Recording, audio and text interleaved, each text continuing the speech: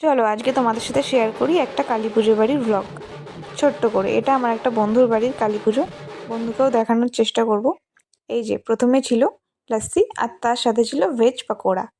Veg pakora আর লাস্সি খেতে খেতে আমরা ওয়েট করছিলাম। তারপরে একটু পরে এই যে এই পুচকির বাড়িতেই পুজো ছিল আজকে, তারপরে প্লেটে পড়ে গেল স্যালাড, তার সাথে ছিল জল, আর তারপরে চলে আসলো গরম গরম বেগুনি। হালকা শীতের শুরুতে গরম গরম বেগুনিটা বেশ ভালোই লাগছিল। আর আমি অনেক কষ্ট করে বেগুনটা একটু ছিঁড়ে খাচ্ছিলাম, কারণ খুব গরম ছিল, লিটারেলি আমার হাত জ্বলছিল। তারপরেই চলে আসলো নানপুরি, আর তারপরেই আস্তে আস্তে চলে আসছিল চানা পানির। চানা পানিরটা খুব ভালো হয়েছিল। তারপরে একটু একটু করে অনেক কষ্ট করে ছিঁড়ে, সব খাবারগুলো ভীষণ গরম ছিল, একটা বাইট নিলাম। তারপরে চলে আসলো ফুলকপি আলুর রসা।